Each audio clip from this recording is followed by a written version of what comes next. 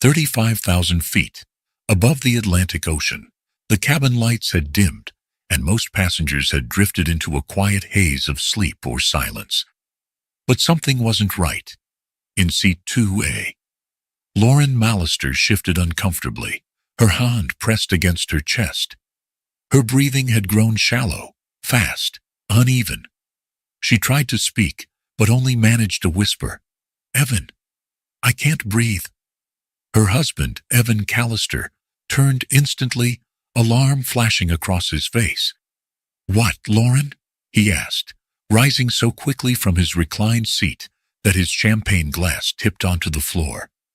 Across the aisle, a flight attendant named Monica rushed over, her face composed but tight with concern. Lauren's skin had gone pale, her lips tinted blue. "Is there a doctor on board?" Monica called out, urgency rising in her voice. Another attendant emerged with a bright orange medical kit. "We need medical assistance immediately," she repeated.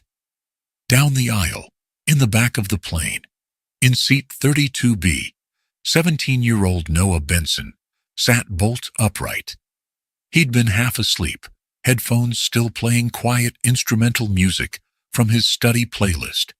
But those words, trouble breathing, pregnant, medical emergency, snapped him into full alert. His mind raced, lowered chest pressure, pale skin, labored breaths. He'd seen this before, once when his grandmother, Mrs. Laverne Benson, nearly collapsed on their apartment floor in Oakland. That time, the paramedics said it was a pulmonary embolism, and that woman up front. The symptoms sounded the same. Noah looked around. Nobody else was moving. No one was standing up. Maybe a doctor was asleep or afraid to speak up, or maybe there wasn't one. He turned to the attendant walking past his row. "Excuse me," he said. "I think I might know what's wrong." The woman barely glanced at him. "We need a licensed medical professional. Please stay seated," she said automatically, and kept moving. Noah's heart pounded. He knew what he looked like. A skinny black kid in a hoodie, jeans slightly too short, a backpack between his feet. But he also knew what a pulmonary embolism looked like. "Ma'am," he called louder, "please." Pregnancy increases the risk 5-fold. Has she had leg swelling? Is she short of breath between every word? That made her pause. She turned and stared. He stood up. "My grandmother had the same thing last year. I cared for her myself. It could be a clot. It's dangerous. She needs oxygen now. And maybe aspirin." The attendant hesitated. Then another voice crackled over the intercom. "Cabin crew to first class now." That was enough. The woman nodded tightly. "Come with me," she said. "I pray I'm not wrong." Noah answered, as he followed her past the sleeping rows. Heads turned, eyes followed. Some curious, some confused, a few skeptical. What was he doing? Who was he to walk toward first class like that? But Noah didn't look back. He remembered what his grandmother always said. Knowledge means nothing if you're too scared to speak up. When they reached seat 2A, Lauren was gasping now, the oxygen mask not helping. Evan was pale himself, holding her hand, helpless. "Who is this?" he asked sharply when Noah approached. "Where's the doctor?" Monica spoke up. "There's no doctor. This young man says he may know what's going on."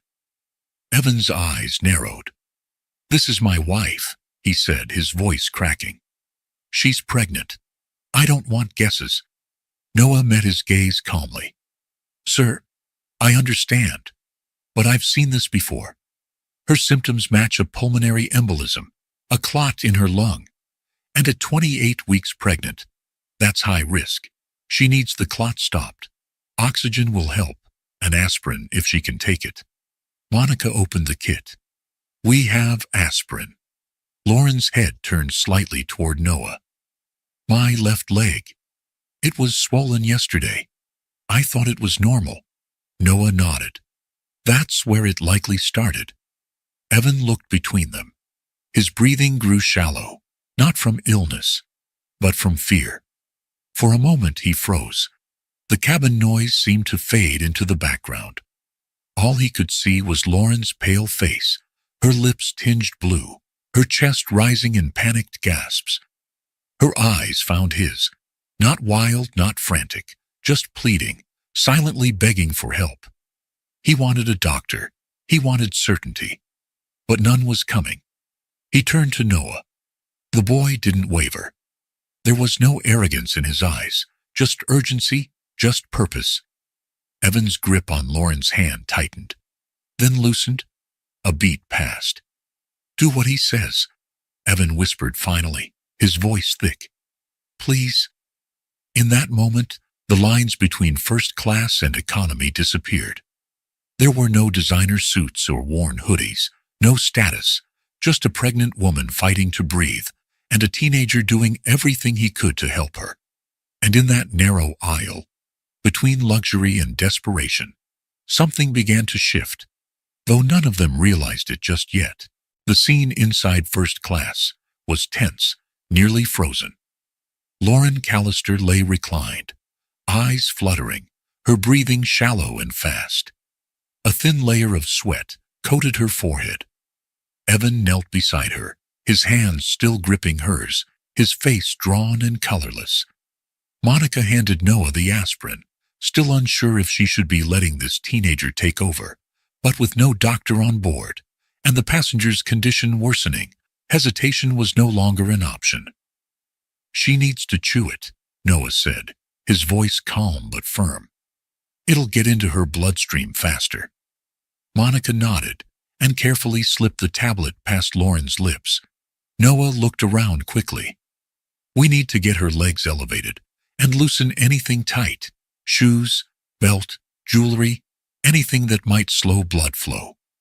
Evan helped, removing Lauren's shoes and lifting her legs with the rolled-up blankets Monica had brought. The cabin around them was quiet, but not asleep anymore. A few heads peeked out from their pods, curious, some concerned. One man across the aisle muttered, "They're letting a kid do this?" Another woman shook her head disapprovingly. But no one stepped in. No one offered more. They just watched. Evan heard the whispers too, and his gaze flicked between Noah and the bystanders. Something hardened in his voice. "How do you know any of this?" Noah glanced up briefly, but kept his hands steady as he adjusted the oxygen mask over Lauren's face. "Because my grandma had a clot like this. Because I learned what I needed to take care of her. Because where I come from, we don't have doctors on speed dial." The answer caught Evan off guard. For a moment, he had no reply. Noah didn't give him time to find one. "She's stabilizing, but she still needs emergency care. This is temporary. Her heart rate is still high. We need to land." Monica had already notified the captain. "We're diverting to Frankfurt," she said quietly to Evan. "They'll have a medical team waiting." Noah stayed close to Lauren, gently talking her through slow, deep breaths. "You're okay. You're doing great," he whispered. "Help's on the way. Just a little longer." Lauren looked at him, eyes glassy, lips trembling, and nodded weakly. Evan stared, slowly sitting back into his seat, watching this young man, who didn't belong in first class, who wasn't supposed to know these things, taking control with steady hands and clear eyes. He didn't know what to say. Gratitude and shame tangled in his throat. The plane tilted slightly as it changed course, banking toward land. In the cabin, the line between confidence and panic had thinned to nothing. But in the quiet corner of seat 200, Noah held that line. For the first time, Evan didn't see a kid in a hoodie. He saw the person saving his family. And as the soft hum of the engines continued, as lights blinked quietly overhead, and flight attendants whispered into radios, one truth settled deeply over everyone in earshot. If Noah hadn't stood up, Lauren and the baby might not have survived. The landing lights flicked on. The captain's voice came through. "We'll be touching down in Frankfurt in 25 minutes. Medical team is on standby." Noah let out a slow breath. Lauren's color had started to return. The oxygen was helping. The aspirin was buying them time. But his hands were still clenched, his body still on high alert. And in the back of his mind, he knew what this meant. Zurich was no longer within reach. The interview he'd flown across the ocean for, gone. But as he glanced at Lauren, still breathing, still holding on, he told himself what his grandmother always said. Some moments matter more than plans. And that moment wasn't over yet. The most difficult part was still to come. The plane touched down at Frankfurt International just before dawn. The sky still dark beyond the runway lights. Paramedics were already waiting at the tarmac. The doors opened before the usual protocol, and Lauren Callister was carefully lifted onto a stretcher, Evan at her side, still clutching her hand. Noah stepped back, letting the professionals take over. He had done what he could. As they wheeled her down the narrow jet bridge, Lauren turned her head weakly toward him and whispered, "Thank you." Hours later, in the sterile fluorescent light of the hospital waiting room, Evan sat hunched over a foam cup of bitter vending machine coffee, barely touched. He had changed into a sweatshirt the hospital provided, but still looked out of place, like someone who didn't belong in discomfort. Across the room, Noah sat quietly, a stack of flashcards poking out of his backpack, on the chair beside him. The overhead TV played silently, tuned to a local news station with German subtitles. Neither of them paid it any attention. A doctor emerged with a clipboard in hand. Evan stood up instantly. "Mr. Callister," the man nodded. "Your wife is stable." The clot was confirmed in her left lung. She was very lucky it was caught early. The aspirin and oxygen administered on board likely prevented a worse outcome. Evan exhaled shakily and sat back down. "And the baby?" "Also stable. Heart rate has returned to normal. We'll continue monitoring. But things look good." The doctor offered a reassuring smile. "She's asking for you. Both of you." That night, while Lauren rested in her hospital bed, Evan found himself walking alone down the long, sterile corridor. The lights overhead buzzed faintly, casting dull reflections across the polished floor. He passed a man hunched in a wheelchair, wheeled gently by a nurse, and an older woman standing outside a curtained room, arms crossed, face carved with worry. The silence between the beeps and footfalls felt heavy. Evan paused at a vending machine, watching a young boy press his face to the glass, as if hoping something inside could fix what was happening behind closed doors. And then he remembered Lauren's breath, shallow, desperate, the helplessness in her eyes, and Noah's voice, steady in the chaos.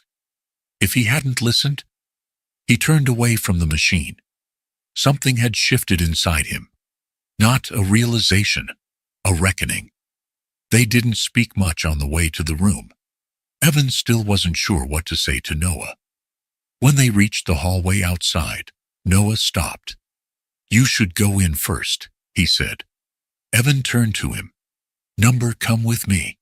She asked for you." Inside, Lauren looked pale, but her eyes were alert, her breathing even. Monitors beeped softly beside her bed. "There you are," she said with a smile, reaching out. Noah approached slowly. "I'm glad you're okay, ma'am." "Because of you," she said.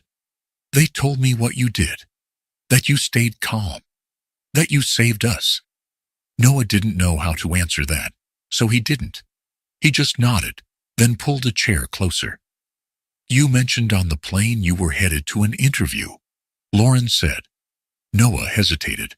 "Yeah, a medical program in Zurich. The Young Global Health Scholars. They only take 50 students from around the world." It's kind of a big deal. And the interview was today. Evan's voice lowered. You knew you'd miss it when you stayed with her. Noah looked at him. It wasn't a decision, he said. She needed help. I couldn't walk away. Lauren looked between them. And now? Do they allow a makeup interview? Noah gave a small shake of his head. Number. It's in person only. One shot.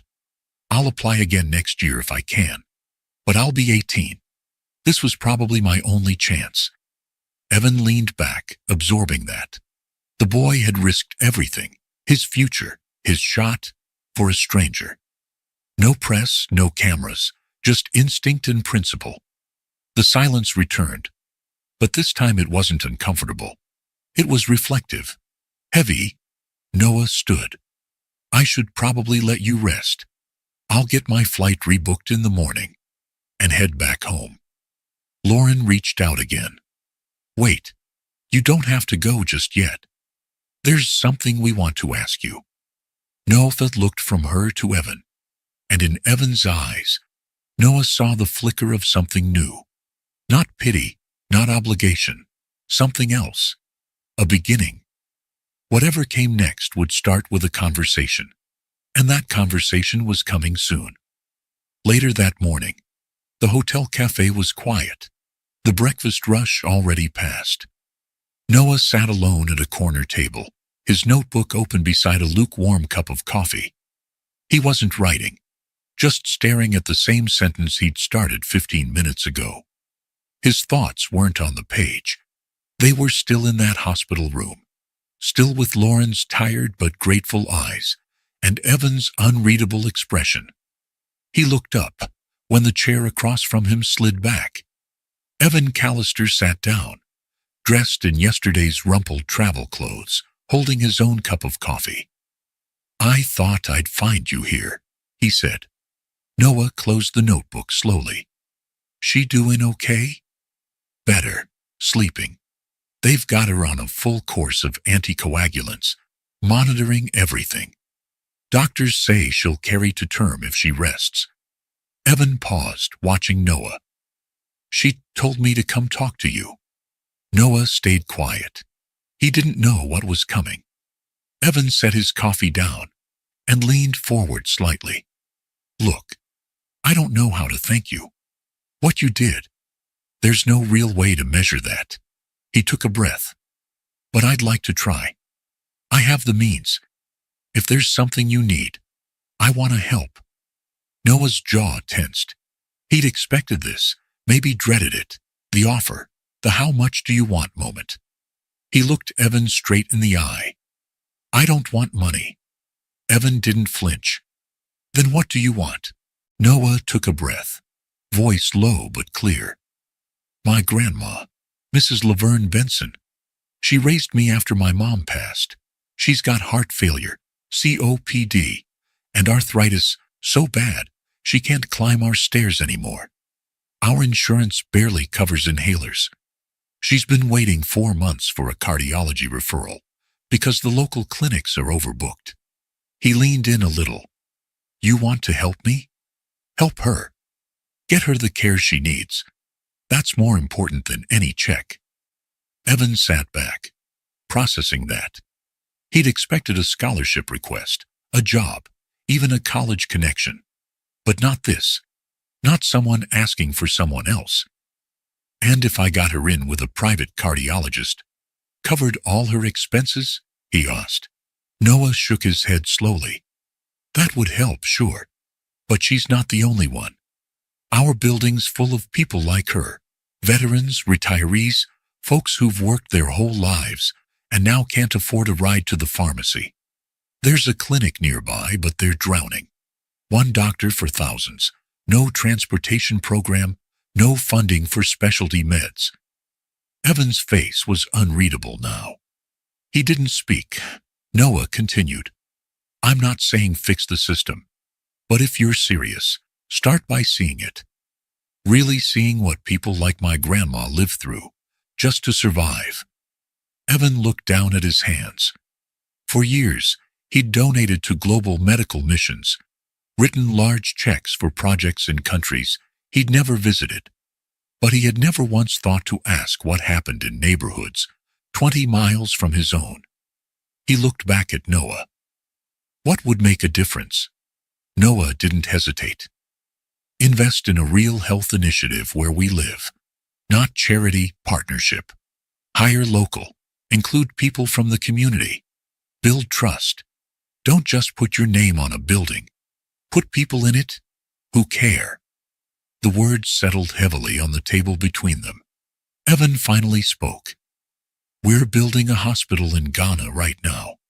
It's a good project, but I've never considered doing anything like that in Oakland. Noah shrugged. Need's not about geography. It's about access and who you choose to see. Evan looked at him for a long moment. Something shifted behind his eyes. Not guilt, not pity, understanding. He nodded once. I'll think about that. Noah picked up his notebook again, but didn't open it. That's all I'm asking. And for the first time since they'd met, Evan smiled. Not polite, not formal, just honest. I'd like to meet your grandmother, he said quietly. Noah raised an eyebrow. You sure about that? Evan's smile widened. From what you've told me, she sounds like the kind of person who'd have a lot to say to a guy like me. And with that, the next step became clear. Because the real conversation, the one that would change more than just two lives, was about to begin. A week later, a black town car pulled up in front of a narrow apartment building in East Oakland. The paint on the walls had faded, and a paper sign taped to the entrance read, Elevator out of order. Again. Evan Callister stepped out first, adjusting the collar of his jacket. He looked up at the building, then over at his wife. Lauren followed carefully, now in her third trimester, one hand resting on her belly. She smiled reassuringly at him. You're more nervous than I was in labor, she said quietly. That woman raised Noah. I want to make a good impression, Evan muttered. At the top of the stairs, Noah was already waiting. He waved them up, then reached out to help Lauren with the final steps. She's excited you came, he said. Made enough food for everyone in the building, probably. The hallway smelled like cornbread and stewed greens. Inside the apartment, everything was clean and polished. Old photographs lined the walls, black and white wedding portraits, school pictures, faded graduation shots. In the center of the living room, sitting upright with oxygen tubing in her nose and a cane by her side, was Mrs. Laverne Benson. She wore a floral dress and a pearl necklace, her hair carefully pinned, her eyes sharp. So, these are the airplane people, she said with a dry tone. Come in. Don't let the heat out. Evan stepped forward, suddenly unsure of himself. Mrs. Benson, thank you for having us. We brought a few things. Set them down, she interrupted, waving a hand toward the table without looking. Sit. Then tell me what exactly you plan to do for this neighborhood, and why I should believe a man who flew in on a plane and thinks bandages fix broken systems. Evan blinked. Then slowly he sat, and he told her about what Noah had said, about the gaps he'd never noticed, about wanting to build something lasting, not for recognition, but for service, about partnering with local doctors, funding transportation programs, offering free specialty care, and placing decision-making power in the hands of the community. Mrs. Benson listened without interruption. When he finished, she leaned back in her chair, examining him like a judge deliberating sentence. Then, unexpectedly, she smiled. You're not as clueless as I expected. Still a bit green, but you're trying. That counts. Noah exhaled quietly in relief. Lauren laughed softly and reached for Mrs. Benson's hand. We'd also like to offer you full private care. Anything you need, specialists, equipment, home visits. Mrs. Benson's eyes didn't soften, but her voice did. You're kind, but don't offer it because you feel guilty. Do it because people like me have worth, even if we never save your life. I know that now, Evan said simply. Later, as they toured the neighborhood, Noah pointed out the understaffed clinic, the pharmacy that rarely carried what his grandmother needed, and the long bus route people took just to get their prescriptions. Evan said very little, but he listened. Within months, the Oakfield Health Initiative was announced, a community-run health center with full services, funded by the Callister Foundation, guided by local voices, and piloted with Noah Benson's direct input. He accepted the offer to serve as its youth advisory chair and received a full scholarship to Stanford's pre-med program. In a hospital across town, when Lauren gave birth to a healthy baby girl, the question of her name lingered. "I've been thinking about a name," Lauren said, her voice soft, one hand resting on the swaddle. Evan looked up. "Me too. But I get the feeling we're not thinking of the same one." "Laverne," she said. He paused. "You sure? That's a lot to carry." "She carried us," Lauren replied. "Not just me, not just the baby. She changed something in you too." Evan considered that. "Laverne Hope Callister."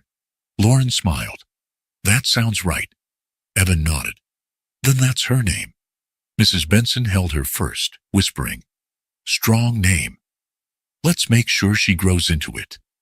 As Evan watched the woman who had once called him Green cradle his daughter, he understood the change was complete, not just in his family, not just in Noah's future, but in himself. Because what Noah had asked for wasn't money. It wasn't status. It was dignity. And dignity, Evan now knew, was the only foundation worth building anything on. Dear viewers, join us to share meaningful stories by hitting the like and subscribe buttons. Don't forget to turn on the notification bell to start your day with profound lessons and heartfelt empathy.